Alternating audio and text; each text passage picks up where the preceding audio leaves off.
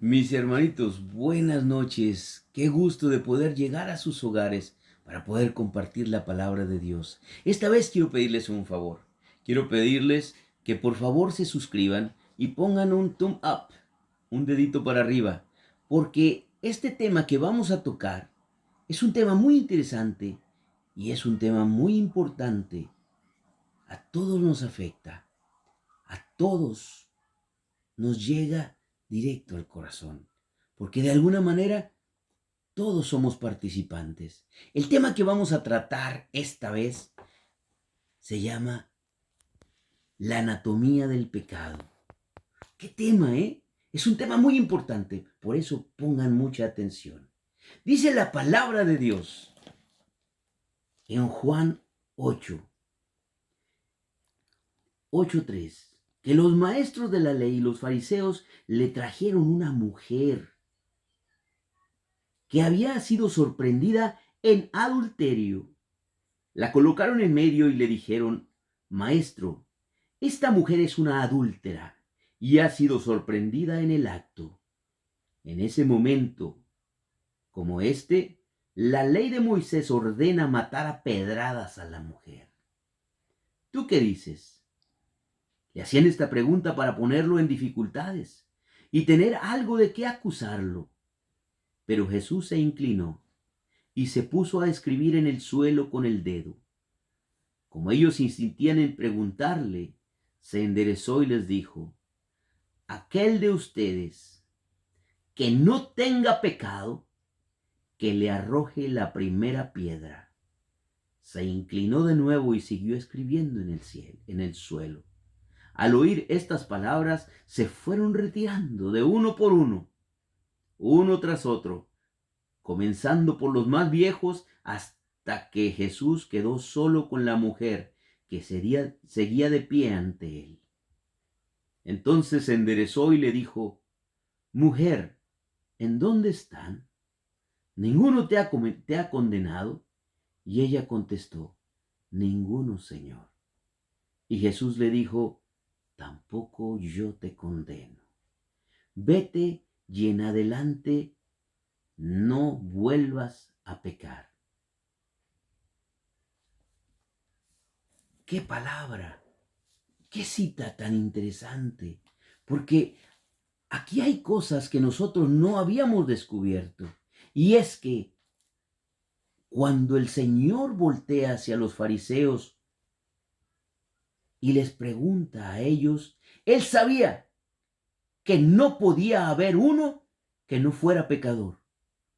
Porque en esta vida todos nacemos con el pecado. Y nos lo confirma San Agustín, que dice que todos los niños nacen con pecado y por eso vamos a acudir al bautismo.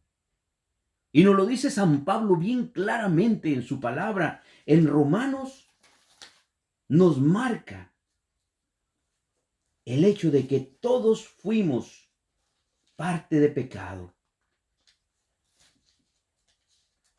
Quienes pecaron sin conocer la ley serán eliminados sin que se hable de la ley. Y los que pecaron conociendo la ley serán juzgados por la ley. Porque no son justos ante Dios los que escuchan la ley, sino los que la cumplen. Cuando los paganos que no tenían ley cumplen naturalmente lo que manda la ley, están escribiendo ellos mismos esa ley que no existe. ¿Qué es el pecado? El pecado es un acto contrario a la razón. ¿Y qué quiere decir esto? Quiere decir que cuando tú pecas, estás en contra de la lógica. Estás actuando en contra de la naturaleza humana. Muchos quieren y están esperando que les digan: es que en el catecismo dice que no debes de pecar. Pues mira, fíjate que no. En la naturaleza en general, en la naturaleza existe el pecado. Y cuando tú pecas, estás atentando contra tu propia naturaleza. Y atentas contra la comunidad en la que tú estás viviendo. Porque una vez que tú pecas, estás degenerando la condición humana con la que tú vivías. Y nos volvemos animales cuando empezamos a pecar consistentemente. ¿De dónde nace el pecado? Y dijo Santiago que el pecado nace del corazón. El pecado nace realmente de nosotros mismos. Porque el problema del pecado es que elegimos deliberadamente hacerlo. Es decir, sabiendo que algo es malo ante Dios y ante el hombre, aún así lo cometemos. Porque no me vas a decir que no te dabas cuenta que aquello que te estaba robando no te pertenecía, o que estabas esperando que te lo regalaran.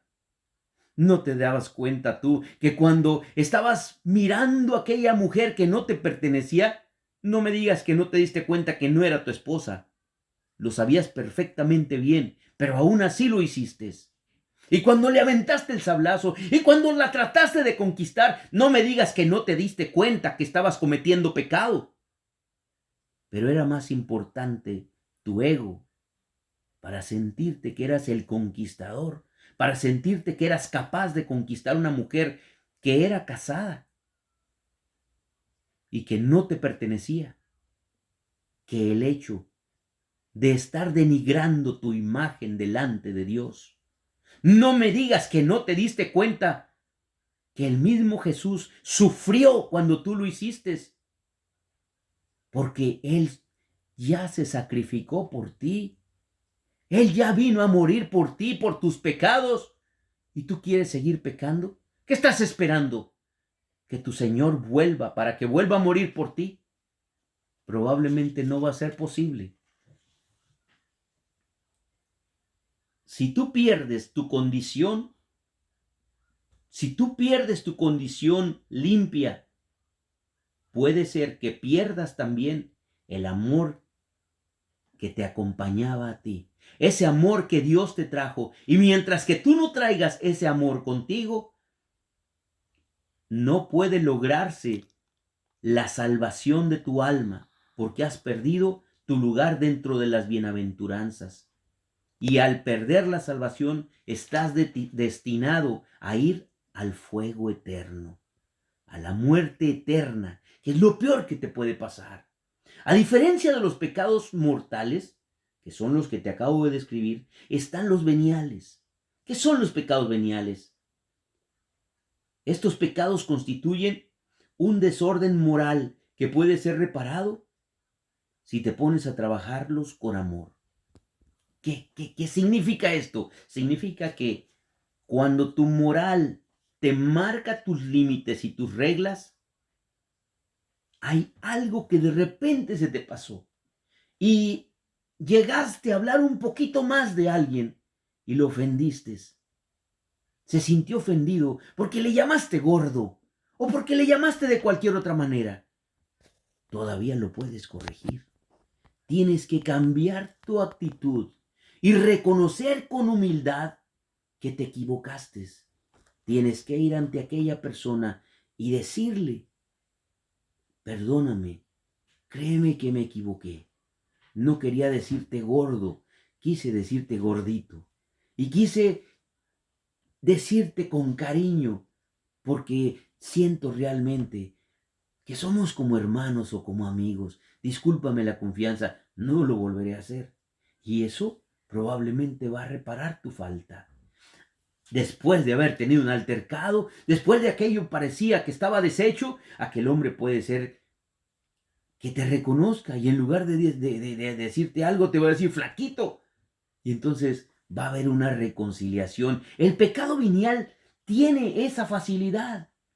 El pecado venial viene de la palabra venialis, que significa tardío, es decir, que actuaste de manera ofuscada, rápida, pero después lo pensaste y reaccionaste para corregir aquel error.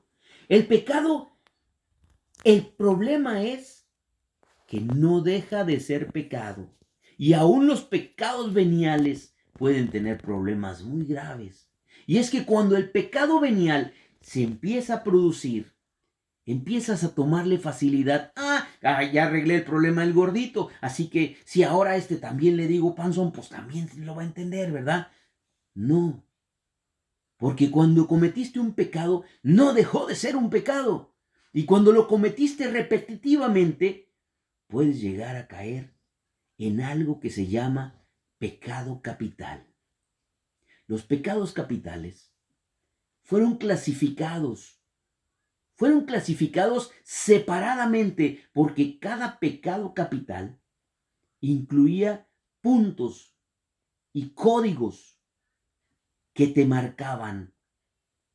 Dentro de los pecados capitales vamos a encontrar la soberbia, vamos a encontrar la ira, el odio, vamos a encontrar la pereza, la avaricia, vamos a encontrar la gula. Los pecados capitales fueron los vicios que fuiste creando a partir de los veniales. ¿Me escuchaste bien? Empezaste por un pecado suavecito, pero te estás yendo demasiado lejos hasta poder llegar por la consistencia con la que estuviste insistiendo en algo que se llama pecado mortal. El pecado mortal requiere la plena conciencia de lo que estás haciendo y tu entero entendimiento. Sabes que cometes pecado y aún así lo sigues haciendo. Sabes que Dios no quiere que lo hagas y aún así sigues pecando. Para que el pecado mortal se lleve a cabo, tiene que haber tres condiciones. Y la primera es que pecas deliberadamente. Pecas y sabes que pecas. La segunda, sabes que Dios no quiere que lo hagas. Sabes que pecas y sabes que Dios no quiere que tú sigas pecando. Él ya te lo dijo. Y la tercera, que provocas daños cuando pecas.